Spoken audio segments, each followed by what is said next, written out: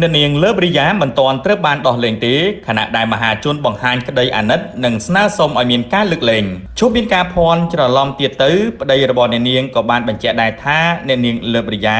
មិនទាន់មានការដោះលែងនៅឡើយទេបន្ទាប់ពីប៉ុន្មានថ្ងៃនេះឃើញមានបងប្អូនប្រជាពលរដ្ឋមួយចំនួនបានបង្ហោះរូបថតអ្នកនាងឆេងស្រីរតហៅលើបរិយាហើយខ្លះថានាងត្រូវបានដោះលែង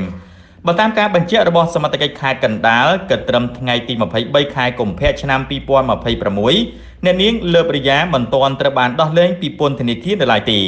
សម្រាប់រូបភាពរបស់នាងដែលស្លៀកពាក់ខោអាវអ្នកទោសនោះគឺមន្ត្រីអនុរិយពន្ធនាគារនាំនាងមកពិនិត្យសុខភាពនៅមន្ទីរពេទ្យដោយមានការអនុញ្ញាតពីតុលាការសមត្ថកិច្ចបានដឹងទៀតថាក្រោយចាប់ខ្លួនគាត់បានមួយសប្តាហ៍ទើបដឹងថាអ្នកនាងលើបរិយាមានផ្ទៃពោះជុំវិញរឿងនេះផងដែរអ្នកសិល្បៈជើងចាស់លោកអឹមជីវ៉ាបានបញ្ជាក់ថាបងនឹងព្យាយាមបើទោះបីជាប្អូនលើបរិយាជេរប្រមាថបងពីមុនក៏ដោយបងនៅតែលើកលែងឲ្យប្អូនព្រោះកំហុសអ្នកណាក៏ធ្លាប់មានដោយសារតែប្អូនខុសមាត់ក៏មួយពេលប៉ះពាល់ជាមួយជាតិយើងដែលកំពុងក្តៅជាមួយសៀមធ្វើឲ្យអូនមានបញ្ហា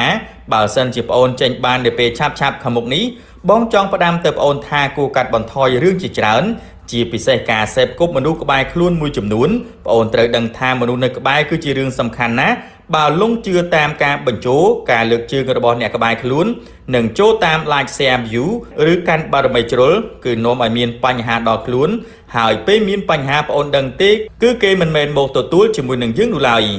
លោកអឹមជីវ៉ាបានបន្តថា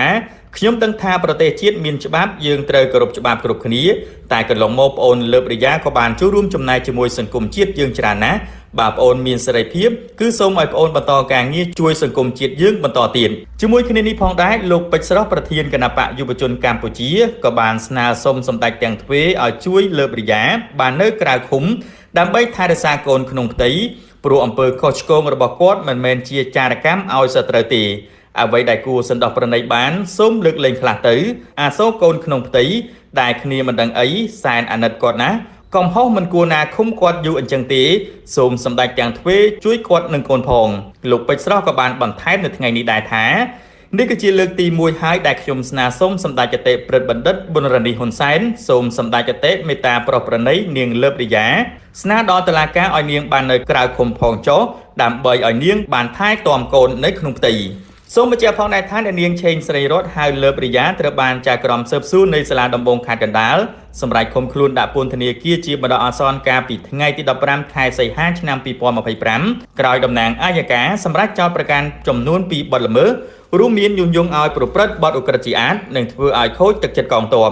ការចាប់ខ្លួនអ្នកនាងលើបរិយាគឺធ្វើឡើងបន្ទាប់ពីអ្នកលក់លេល្បីឈ្មោះរូបនេះបានប្រើប្រាស់ពាក្យសម្ដីនៅលើបណ្ដាញសង្គមដែលមានលក្ខណៈញុះញង់បំបាក់ទឹកចិត្តកងទ័ពនិងប៉ះពាល់ដល់ប្រជាពលរដ្ឋខ្មែរពាក់ព័ន្ធជាមួយបញ្ហាព្រំដែនកម្ពុជាថៃ